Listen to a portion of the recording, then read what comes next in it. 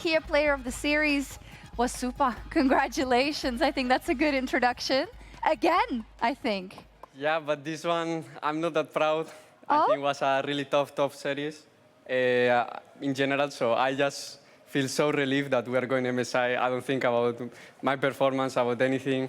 I'm just so happy we are going to another international. Yeah, it's going to be insane. And I think, Alvaro, you had a great series again. And I feel like often, because in your team there's a lot to talk about, and as is the case with support, sometimes you don't get mentioned. Hey, it's fine. I just want to vouch that on the desk, on the streams, was a lot of Alvaro hype again. So do you feel that you showed a good performance there, or are you also a little bit disappointed? I think my last series was better in 2KC, but I think today I played really, I would say, stable. I think the Poppy game, it was a bit hard to play already from draft, but I also fucked up a lot. And in this sense, I'm happy about the performance. And yeah, I'm just looking forward for tomorrow because I think it's the real test. Yeah. I feel so much, well, not even nostalgia, but it just feels like I've lived through this. You know, you beat KC, you're in a 5-game series, you went to 5 games. Immediately the next day, you had to play G2. You got 3-0'd. Jojo was saying in an interview that having that experience of going up against KC in a 5-game best of 5, then going immediately into preparation against G2 is very difficult. How are you finding the approach different this time around? Because you obviously want to have things end differently. I mean, I think we are really confident how we prepared this year, this split. So I think it's really good that we got the chance last week because we could see what is G2 good into us, what we need to learn, what we need to do better into KC. And I think this is so important when I believe we are the best team learning week by week. So I think we got a big advantage and we need to prove it tomorrow. Also, Alvaro, I mean, it's a different situation in that you're already going to MSI, right? You've got that one thing in your back pocket. So maybe it would allow you to play a little bit more freer and a bit more unburdened tomorrow? I think still is going to be, like, both teams are not going to show without... I mean, I will say, I think still, even if we are MSI secure, everyone wants to get the title. Yeah. And of course, like for me, it's also a relief in this sense. So tomorrow, yeah, I think I will be able to even show up more, in a way, calm. And it's also something that we have been working on, being calm and patient. So I think tomorrow is going to be important who show up even more. Yeah, you're right. I mean, MSI is important, but I know for you guys, being able to lift that trophy to say it was all worth it. And we heard a lot about work ethic, I think, from Elioya as well, and kind of just the focus, how you are one, if not the most hardworking team. I think because of that burden I think you carry of there is so much expectation on your shoulders. Can you say anything towards that motivation, Supa? I think this team, everyone is built around wanting to be the best players in the world. So we put a lot of efforts. We don't give up. We don't fight into each other because at the end we just want to win.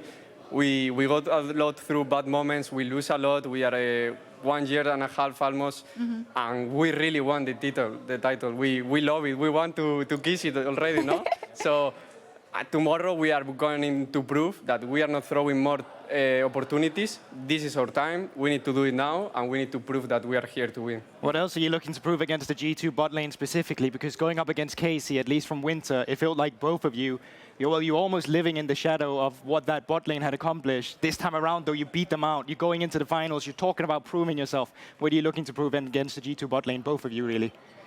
I mean, for me, of course, I think it's a really strong bot lane. I have a lot of respect to them because I think they have been on the top for many years already, Hansam and Lavrov. And I know how I want to play into them because I know their weaknesses, but I also know their strengths and I know what I need to do in order to not get that match beaten in a way.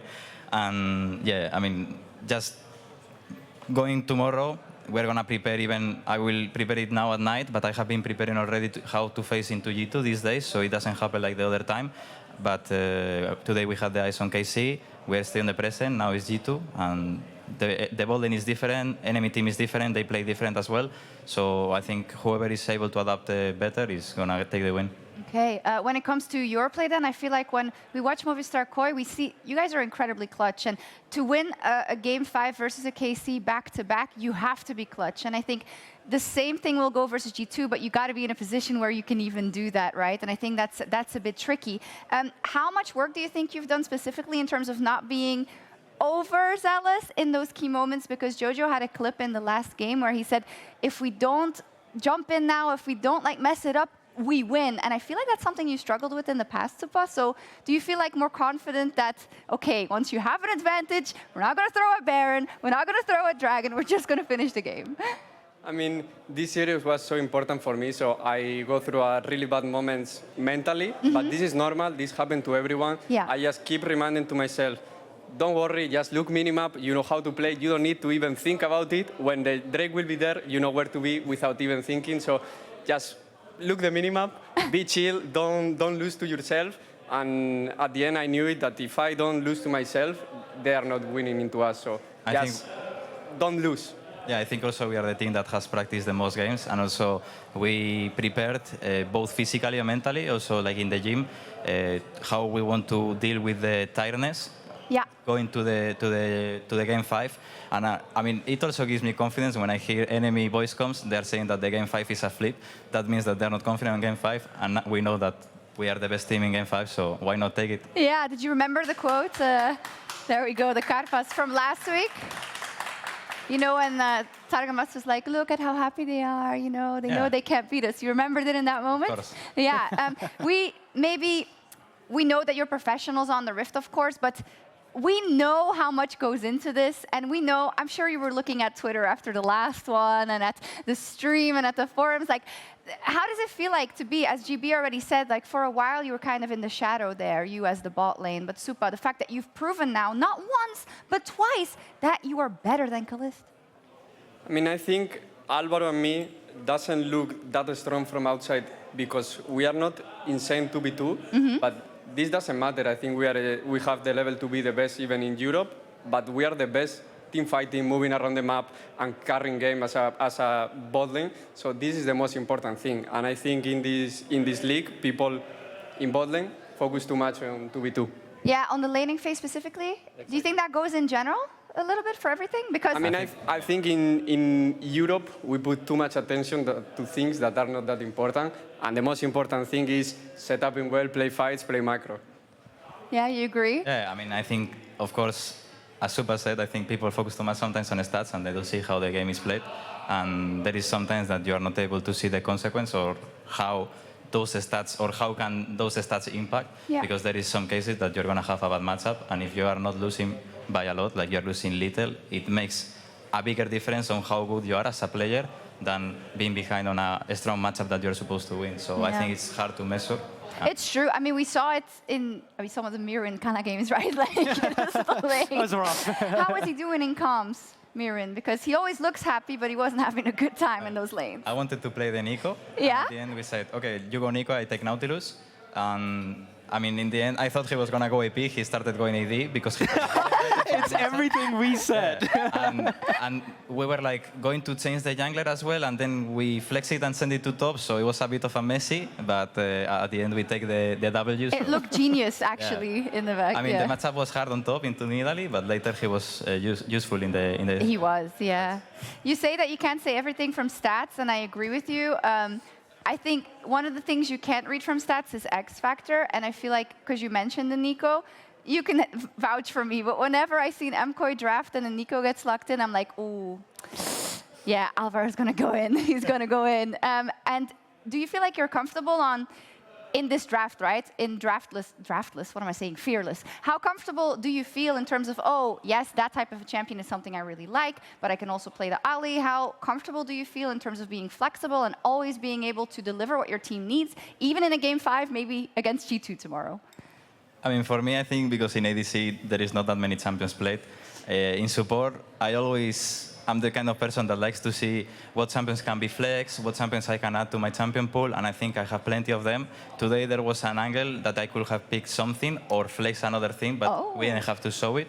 So yeah, Melce told me, you are down to play this, and I'm down. Like I say, I don't care, just give me whatever, I will carry. Yeah. So I think it's important adding these picks, and I think the Nico, for example, in our team fits perfect, because how I play it as well, I think the champion is really strong with the vision. Yeah. And then you can also always look the crazy engage, and also Milwin is an inventor of the Nico top lane, so... Yeah, it's great. I like that. I think it's something going into tomorrow we'll be looking forward to, right? The flexes possibly, catching them off guard. Yeah. Wonderful. I'm curious as well, Supa. Last time against Casey, you said visualize the game 1 million times in your head, right? Going into tomorrow's matchup, how many times have you visualized this in your head? I mean, today I visualized myself being chill, being calm. I already watched all the possible fights. I knew we were better, so it was visualizing that we are gonna win the title. Got it. That's the most Hey. important, and be confident. It's not that hard. Yeah. Awesome. Here we have the bracket. Tomorrow we have the very last match of our spring playoffs, and we'll see who wins our spring finals. And yeah, we'll see. Is there anything final you want to say to the Karpas who are watching here going into tomorrow, one of you both? They'll be here again. Thank you so much for the support. We are waiting for you tomorrow as well. Let's see if we can lift the trophy all together. And for the people also at home, thank you so much for the support. It means a lot. Even when we go through bad moments, you are able to put a smile on my face. So thanks a lot, and tomorrow we will show up. Awesome. Thank you both so much. Super excited. And by the way, we're also super excited to see Movistar KOI and MSI as our representatives. I'm really excited to see what they can pull off there. But first, they got a little pickle. It's the final tomorrow. It's a huge match, and hopefully for Movistar KOI, they can bring it home. We'll start at 4:30 CET. Is it CEST already? I don't know. 4:30 in Europe for Ready Check. And then the final at 5 p.m. And LTA North will also be live at 10 p.m. with Cloud9 versus FlyQuest. So that's awesome. And we'll see you all tomorrow for the spring final.